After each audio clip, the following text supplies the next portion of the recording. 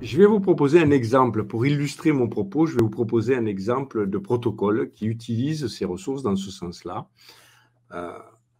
On va commencer avec le positif. Allez, hop. Voilà. Vous avez, par exemple, une utilisation de ressources positives. Je vous propose, alors il y a plein de trucs. L'annulation d'encre est une utilisation de ressources positives. Hein. L'annulation d'encre, mais c'est bien, mais on l'a déjà vu dans d'autres trucs. Le carré, on l'a peut-être vu aussi. Je vous propose un exemple d'utilisation de ressources, c'est la propagation de ressources. Propagation de ressources qu'on a déjà et qui va nous permettre à la fois de la faire gonfler, cette ressource, et de se projeter avec cette ressource. C'est le carré magique. Le carré magique, c'est un outil qui peut être utilisé... Désolé.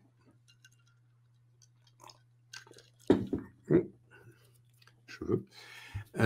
Qui peut être utilisé soit en exploration de problématiques, auquel cas c'est un très bel outil, très efficace, et moi je l'adore en propagation de ressources. Voilà. Je vous ai mis le carré. Alors, je ressors mes Legos, hein. Vous savez que j'aime bien les Legos. Comment est-ce qu'on construit un protocole en PNL? Ben, celui-là, voilà, c'est le mix entre des ancrages, la ligne du temps, présent, futur, passé, et les positions perceptuelles, c'est-à-dire ma position à moi, la position de l'autre, et enfin, la position d'un observateur plus distant, plus extérieur. P1, c'est ma position, c'est ce que je vis, ce que je ressens, vu de l'intérieur, ressenti de l'intérieur. P2, ben, c'est la position de ma compagne, de mon compagnon, de mon père, de ma mère, de proches. Dans l'éducation, ça peut être un professeur que j'aime bien. Voilà, quelqu'un d'extérieur, mais quelqu'un de mon entourage, quelqu'un de proche de moi. Et P3, quelqu'un de plus distant de moi. Voilà. Donc, on va ancrer une ressource qui est une ressource « j'ai réussi quelque chose aujourd'hui ». Et puis, on va passer en P3. Qu'est-ce qu'ils envoient les autres de l'extérieur? Qu'est-ce qu'ils en pensent de me voir dans ma réussite? Supposons que j'ai réussi de couvrir le 110 mètres haies ou un truc comme ça. L'émotion que j'ai à être en haut du podium, ça, c'est une belle ressource. Mais ça peut être n'importe quelle ressource. Je prends un exemple un peu bizarre, certes. Et qu'en pense le public? Voilà. Quelle image ils ont de moi? Et comment je me valorise à travers cette image-là? Et là, je l'ancre. Voilà, j'amplifie l'encre là. En position 3, là, qu'est-ce qu'ils en pensent, ma famille, mes proches, mes enfants, mes parents? Qu'est-ce qu'ils en pensent? Ça leur fait quoi de me voir là, maintenant, possédant dans cette ressource avec cette chose? Et là, vous voyez, ça fait encore monter la chose. Après, je peux descendre en position 4. Qu'est-ce que le moi du passé en penserait aujourd'hui? Quel chemin j'ai parcouru pour en arriver à maîtriser cette ressource-là, à être là?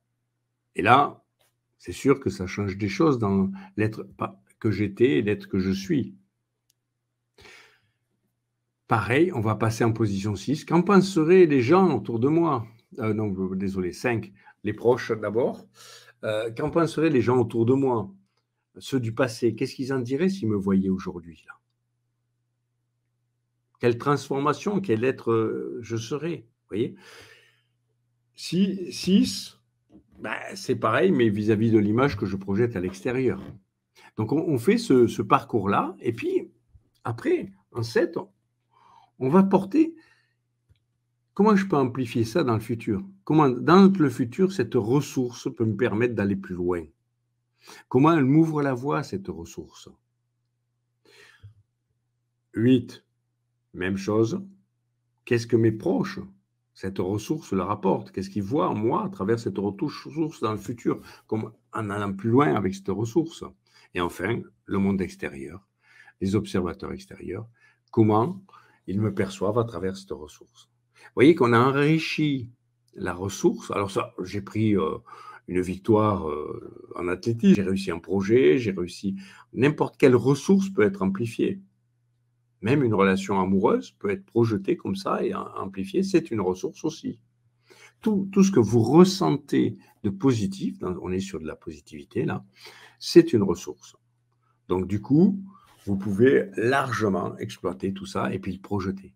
Et voyez là, imaginez l'emphase que ça va donner à la ressource que vous projetez si vous la projetez dans ces 3 dimensions temporelles et 3 dimensions psychologiques.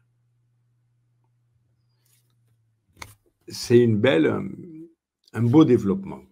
Vous voyez, ça, c'est pour une ressource positive. Je vous propose ça, mais un empilement d'encre serait bien aussi, un peu plus simple, serait bien aussi. Vous avez beaucoup de protocoles, les changements de croyances peuvent être de la ressource positive aussi, puisqu'on va annuler certaines ressources pour amener des ressources plus ouvrantes, plus positives. Vous avez beaucoup d'applications de ressources positives. Reconstruction, une estime de soi, ou des choses comme ça, sont sur de la ressource positive aussi. Il y a beaucoup de choses. Nettoyage d'une histoire de vie, c'est aussi de la ressource positive.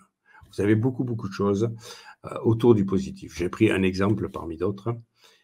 Mais celui-là est amusant parce qu'il arrive à bien booster la ressource à un état de paroxysme.